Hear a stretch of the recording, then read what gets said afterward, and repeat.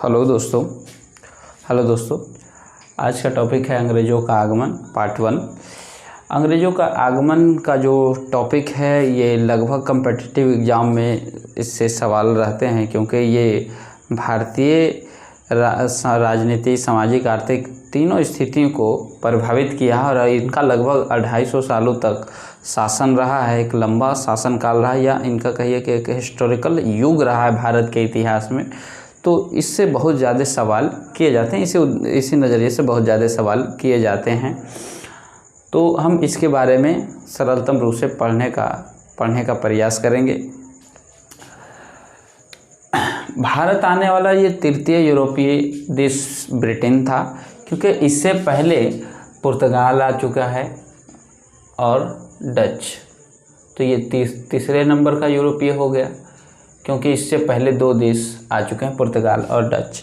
भारत आने वाला ब्रिटिश नागरिक जॉन मिल्डन हॉल था और वो अकबर के शासनकाल में आया था। क्योंकि आप देखेंगे जिस दौरान ये लोग आ रहे हैं उस दौरान भारत में जो शासन चल रहा है, मुग़ल वंश का शासन चल रहा है, और इस वंश का शासक मिल्डन हॉल के टाइम में अकबर था। लेकिन ये जो आया था वो स्थल मार्गों के होकर आया था, जल मार्ग का प्रयोग करके नहीं आया था। मुग़ल दरबार में जाने वाला प्रथम अंग्रेज कैप्टन हॉकिंस था, जो समुद्री मार्गों को प्रयोग करके आया था। और ये दरबार में मुग़ल शासक के दरबार में गया। इस दौरान अकबर की मृत्यु हो गई और उसके पुत्र जहांगीर मुग़ल वंश के गद्दी पर है। तो ये जहांगीर के शासनकाल में मुग़ल के दरबार गया और जेम्स प्रथम, अपने शासक जेम्स प्रथम के राजदूत के रूप में गया अप्रैल 1609 ईस्वी में। भारत आने वाला प्रथम अंग्रेजी जहाज जो था उनका नाम था रेड ड्रैगन। देखिए यहाँ पर लिखा हुआ। अब इनका कंपनी देख लेते हैं।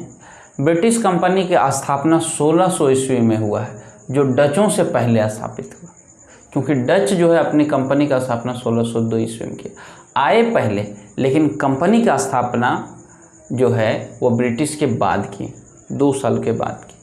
इनका नाम ब्रिटिश ईस्ट इंडिया कंपनी है, ब्रिटिश ईस्ट इंडिया कंपनी, लेकिन इसे जनरली EIC ही लिखते हैं। सभी जगह, लगभग जगह EIC शब्द से ही डिनोट करते हैं।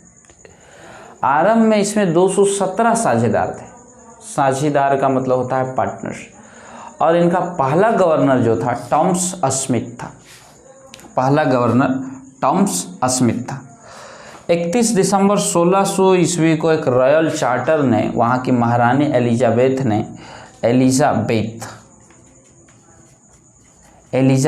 ने एक रॉयल चार्टर जारी किया और इस कंपनी को 15 वर्षों के लिए पूर्वी देशों में, अर्थात पूर्वी देशों का मतलब है, मान लीजिए एशियाई देशों में व्यापार करने का एकाधिकार दिया। एकाधिकार का मतलब होता है कि पूर्वी देशों में केवल और केवल ईस्ट इंडिया कंपनी ही व्यापार कर सकती, इसके अलावा अन्य कोई ब्रिटिश कंपनी व्यापार नहीं कर सकती थी। इनका फैक्ट्री जो है 1609 ईस्वी में हॉकिंस जो है मुग़ल शासक जहांगीर के दरबार में गया, और उस दौरान जहांगीर जो है अजमेर में दरबार लगा रहा। तो इसका मतलब है कि वो अजमेर मिलने के लिए गया और किस भाषा में बात की? फारसी भाषा में बात की। वो अन्य कई भाषाओं के जानकार थे, किंतु वो फारसी भाषा में बात की, क्योंकि उस समय जहांगीर के शासनकाल में, दरअसल अकबर के ही शासनकाल में राजकीय भाषा जो है मुग़लों ने फारसी बना ली थी, तो इसलिए इन्होंने फारसी भाषा में बात की। और सूरत में बसने की इजाज़त मांगी और सूरत में बसने का इजाज़त भी मिला। लेकिन वहाँ के व्यापारियों, सूरत के व्यापारियों और पुर्तगालियों के विरोध के कारण वो वहाँ पर सफलतम रूप से स्थापित नहीं हो पाए। और इसलिए कहा जाता है कि ब्रिटिशों की प्रथम फैक्ट्री तो सूरत में खुली 1609 ईस्वी में, किंतु वो अस्थायी थी, क्योंकि वो सफलतम रूप से नहीं खोल पाए, इसलिए वो क्या हो गए? अस्थायी हो गए। लेकिन प्रथम फैक्ट्री तो है।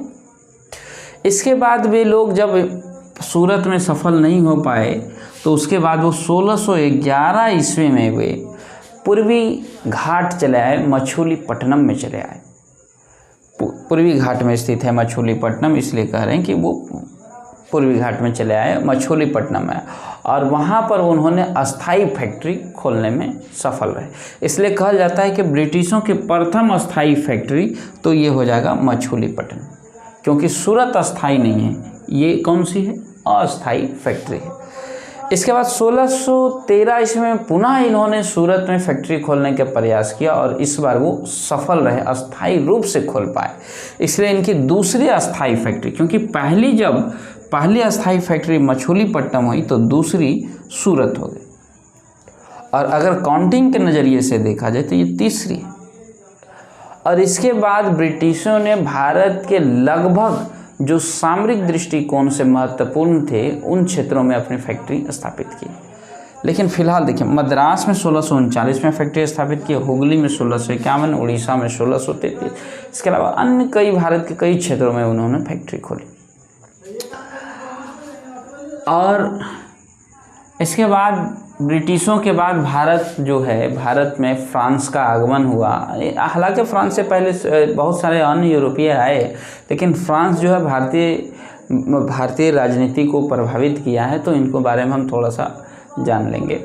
और इनका फ्रांस के साथ किस प्रकार के संबंध रहा, इनके साथ कितने युद्ध लड़े ब्रिटिशों ने, और मुग़लों जो यहाँ के जो शासक हैं मुग़लों के साथ इनका किस प्रकार का संबंध रहा, इनके साथ किस प्रकार के युद्ध हुआ, ये हम समझेंगे। और कालांतर में जाकर ब्रिटिश ने फ्रांस और मुग़ल दोनों को पराजित किया, और इसके साथ ही उन्होंने भारत विजय का अभियान शुरू किया, और धीरे धीरे लगभग वो संपूर्ण भारत को जीत लिए और एक यहाँ के शासक या उत्तराधिकारी के रूप में उभरे।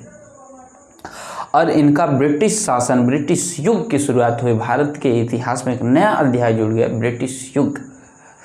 और इन्होंने जब शासन करना शुरू किया तो किस किस प्रकार के पॉलिसी अपनाए, इनका शासन करने का क्या तरीका रहा, ये हम अगले पार्ट में पढ़ेंगे। ये था दोस्तों आपका अंग्रेज़ों का आगमन का पार्ट 1 था, जो आपको सरलतम रूप में बताने का प्रयास किया गया है। और इस तरह से आपका ये टॉपिक समाप्त होता है। लेकिन समाप्ति से पहले हम थोड़ा सा इसका फिर से एक रिवीजन करने का प्रयास करेंगे, ताकि और भी बेहतर ढंग से हमें टॉपिक कंठस्थ हो सके। भारत आने वाला तृतीय यूरोपीय देश ब्रिटेन था, क्योंकि इससे पहले भी 2 यूरोपीय आ चुके हैं, पुर्तगाल और डच। भारत आने वाला प्रथम ब्रिटिश नागरिक जॉन मिल्टन हॉल था, जो अकबर के शासनकाल में बाई रोड के माध्यम से आए थे, बाई रोड के माध्यम से, स्थल मार्ग। लेकिन ये किंतु दरबार में नहीं गए। मुगल दरबार में जाने वाला प्रथम जो था वो कैप्टन हॉकिंस था, और वो अजमेर के दरबार में गया। और ये जेम्स प्रथम के राजदूत के रूप में आए थे भारत। अप्रैल 1609 ईस्वी में जहांगीर के दरबार में आए और फारसी भाषा में बात की। भारत आने वाला प्रथम जो जहाज़ था, अंग्रेजी जहाज़ था, उसका नाम था रेड ड्रैगन। ब्रिटिश कंपनी का स्थापना 1600 ईस्वी में हुई, और ये डच से पहले स्थापना की। तो अगर कंपनी में इसका अगर नंबर देखा जाए, अगर आने वाला का क्रम अगर देखा जाए तो पहले पुर्तगाल, डच, फिर उसके बाद ब्रिटिश। लेकिन कंपनी स्थापना का अगर क्रम देखा जाए तो पहले जो इस कंपनी का स्थापना का क्रम देखा जाए, स्थापना का क्रम, कंपनी स्थापना का क्रम, तो पहला तो पुर्तगाल हो जाएगा और दूसरा ब्रिटिश हो जाएगा, क्योंकि ब्रिटिशों ने अपनी कंपनी का स्थापना 1600 ईस्वी में की। डच आए पहले, लेकिन 2 साल बाद कंपनी का स्थापना की, 1602 ईस्वी में स्थापना की। कभी कभी मिलान करने के लिए भी ये सब सवाल आते हैं। और इनका नाम पड़ा British east India company, British east India company, जिसे प्रचलित भाषा में EIC से ही डिनोट करते हैं।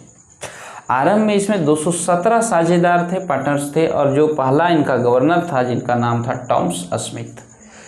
31 दिसंबर 1600 ईस्वी को एक रॉयल चार्टर महारानी एलिजाबेथ ने जारी किया और कंपनी को 15 वर्षों के लिए पूर्वी देशों में व्यापार करने का एकाधिकार पत्र सौंपा।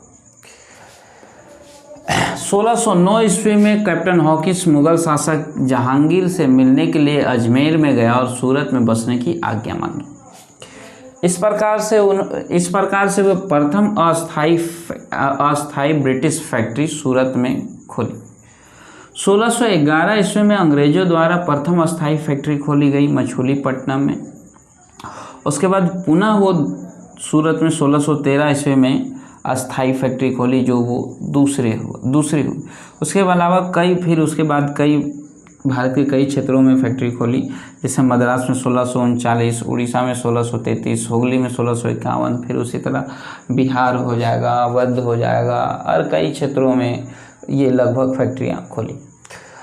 और इस तरह से आपका अंग्रेज़ों का आगमन का जो पहला पार्ट का जो टॉपिक है वो लगभग समाप्त हो गया। और ये जो आप बोर्ड पर जो देख रहे हैं ये एक लार्ज पॉइंट है, लार्ज टॉपिक है, तो इसको एक वीडियो, एक क्लास के रूप में हम इसको कवर करेंगे कि इनका व्यापार क्या रहा, इनका फ्रांस के साथ किस प्रकार का संबंध रहा, इनका मुग़लों के साथ किस प्रकार का संबंध रहा, और भारत में ब्रिटिश नीति क्या रहा, इनका शासन करने का तरीका क्या रहा। ये था मित्रों अंग्रेज़ों का आगमन का टॉपिक, और ये टॉपिक पूरी तरह से सरलतम रूप से समाप्त होता है। जय हिंद।